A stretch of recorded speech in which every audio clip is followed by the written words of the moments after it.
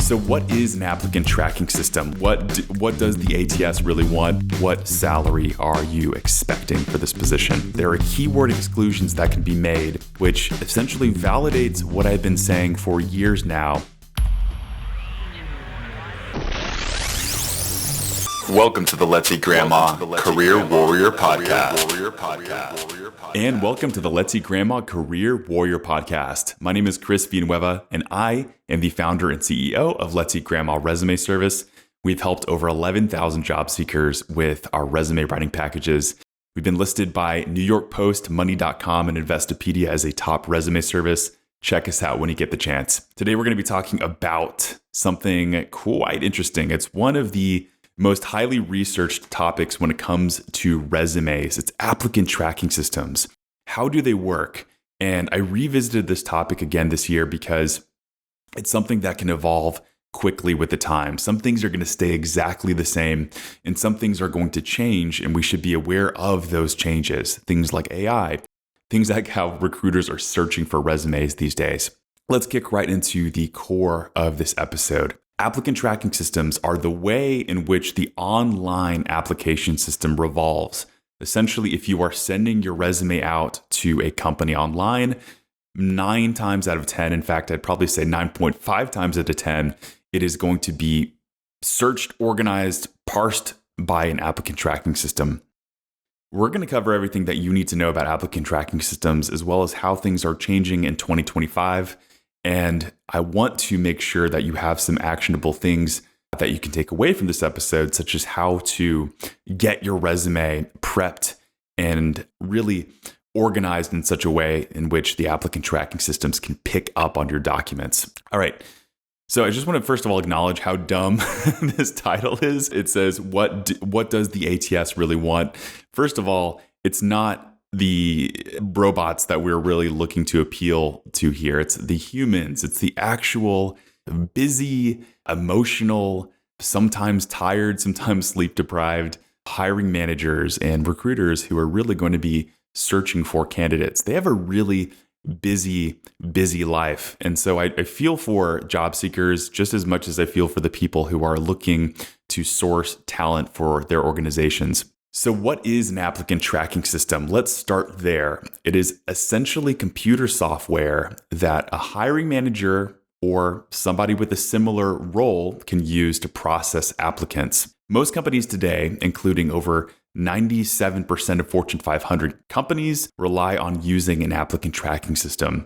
So again, this is going to be huge if you're sending your resume online, especially if you're applying for companies that are competitive. Now, imagine this. Say you are looking to check out restaurants in a brand new city. Your friend says, "Oh my gosh, welcome to Portland. It's the best city in the world for food." And I'm like, "Man, I love food. So let's see what this guy has to offer." He says, "Okay, I'm going to drop you 100 recommendations. These are 100 of my favorite restaurants in Portland."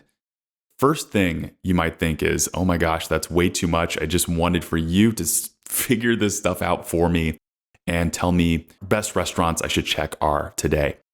So you tell them 3 very specific things. You say, "I want Vietnamese. I want within 5 miles of where I'm at right now. And I also want it to have a cool ambience on the inside." So your friend says, "Okay, I get you. Let me pick 5 restaurants from that list of recommendations and push it to you so that it is right in front of your face." I'm giving you some, I should say, empathy, some analogy here to really drive home the fact that hiring managers go through the same exact thing. They have sometimes hundreds of different applicants that they need to sort through, people who have applied, and they need some sort of way to pick the ones that are going to be the best match for the job description. So it's more than just a sorting tool. It's also a way for these hiring managers to track and actually reach out to people who apply. So this is why sometimes we complain that I wasn't able to hear back from this company. Well, most of the time, somebody's not even going to be looking at your resume. And these applicant tracking systems may or may not have automations set in place that are basically set up to reject applicants and let you know that you didn't get past the initial stages here. So does everything here? How do applicant tracking systems work? And this is really where I want you to listen, especially if you think you know what you know already. Well, maybe you will unlock some insights here that could eventually get you noticed. Applicant tracking systems work first by giving you knockout questions. These are the so-called knockout questions, but at the end of the day, there are additional questions that go beyond your resume. Things such as, are you willing to work full-time? Do you have X amount of years of experience? And the one that I probably hate the most, what salary are you expecting for this position? Now, after those knockout questions, the applicant tracking systems will look at your resume and make sure that you have the appropriate keywords. And it's going to go beyond keywords. I'll touch upon that and how things are changing now. But still, primarily, keywords are going to be the number one thing that the ATS is going to be scanning and looking for within your document. There are hundreds of different types of applicant tracking systems. There's Taleo, Bullhorn, there is Workday, LinkedIn, if you want to count that as an ATS as well, because you can search and filter out candidates that way through profiles. But there are so many different algorithms and ways for people to sort through candidates. So imagine you are searching for candidates, you have 120 applications lined up. You can, first of all, filter to make sure that you have got those knockout questions out of the way. You're filtering out people who didn't answer the way you want them to. And after that, you can type and search for keywords that are required, optional, and keywords that can even exclude the resumes from being sorted to the top. Yes, this is something that I didn't even realize. It's something that escaped my mind, but you can actually, as a hiring manager, type in a keyword that you don't want to apply into a resume. Again, not every ATS is the same way, but certain ones do have this feature. Let's talk about 2025, how things are changing. We've seen AI become more and more of something that hiring managers are using. And I would just simplify that even more, that applicant tracking systems are integrating within their software to conduct better searches. So let's go back to the friend example of a friend dumping 100 different restaurants for you to check out. You said you wanted Vietnamese. You said you wanted within a 5-mile radius. Okay, those are two pretty easy things to filter out through a keyword. However, good ambience can mean a lot of different things. And so AI could actually pull other things and make logical conclusions based off of things like the professional experience and education and anything else that is in the document, make logical conclusions and filter and sort out based on a search. So if you want good ambience, that's not something that's very easy to search for. Okay, good ambience, maybe it's going to pull from the reviews, but at the end of the day, AI is going to make the search for candidates even better because they are able to basically make smarter decisions when it comes to how these applications are sorted. There's also some talk, and again, one of those controversial things, but I think it's worth mentioning, but also talk about AI making it better in terms of diversity and making sure that there's less human bias when it comes to filtering out a resume based off of sex or race, et cetera, et cetera. We'll see how that turns out because all of this is so new, but the way I see this changing is that we are going to have smarter searches when it comes to resumes. The other thing that we might see with some of these AI-based changes are we may start to see real-time feedback for the resumes that we send in. So for example, the AI might be able to reject our applications and we might see, okay, this is why we weren't able to make the cut for the initial stage here. This is something that I'm researching and seeing. I really haven't heard anyone being able to take this information and say, oh my gosh, I'm so glad I got this. This is so useful.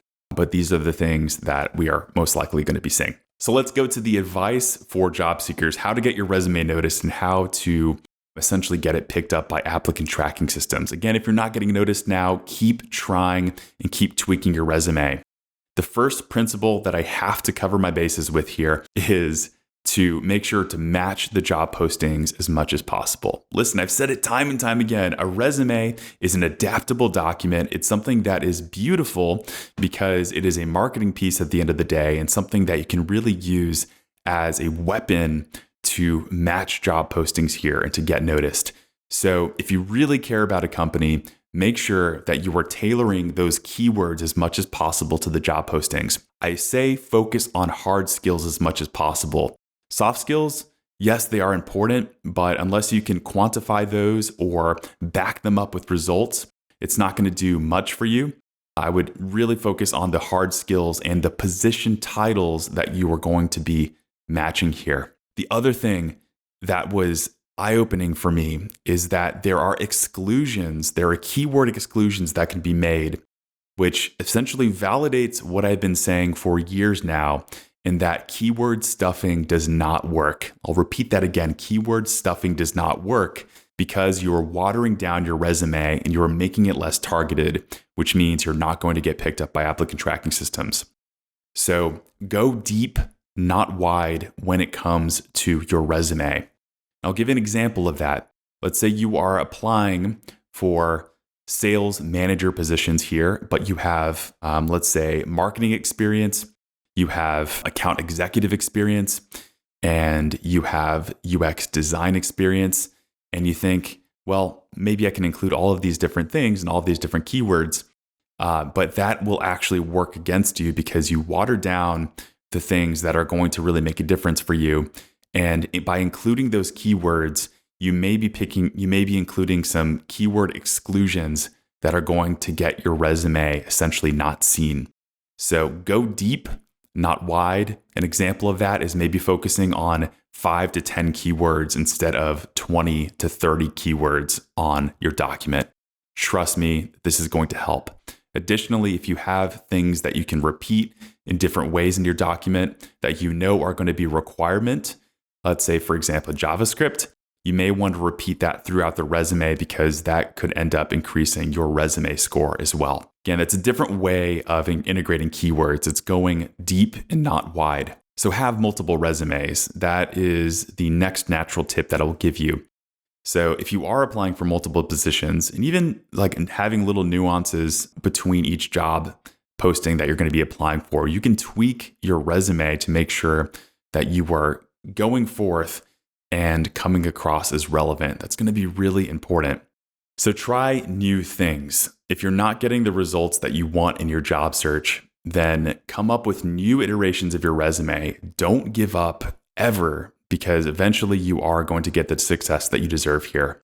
I've heard of stories before in which people have applied to the same company after waiting a few months and finally moving on to the interview stage. They weren't noticed before, but this was the time that they kept trying and tweaked their resume just a little bit to end up getting there. So don't give up. That's my biggest message to you. That's like a really big theme of this podcast and something that I really don't want you to forget here. You have an amazing life ahead of you, and I know you are going to get exactly what you want with some persistence and a little bit of brain power. So check out Let's Eat Grandma. We are here for you as a resource. I genuinely mean that. And I can't wait to see you next time. I've been slacking on the guest episodes, but I can tell you we have 3 amazing surprise guests coming up soon in the next couple of months here. So you're going to want to make sure that you are subscribed and staying tuned to this podcast. All right, career warriors, I'll see you next time. There are 30 possible resume mistakes stopping you from landing interviews. And please, whatever you do, don't submit your resume to another bot who won't listen. As a top resume service, we've helped thousands of job seekers. And with our expert eye, Let's Eat Grandma will transform your resume into a job-winning masterpiece. Don't wait. Submit your resume to Let's Eat Grandma now for a free critique.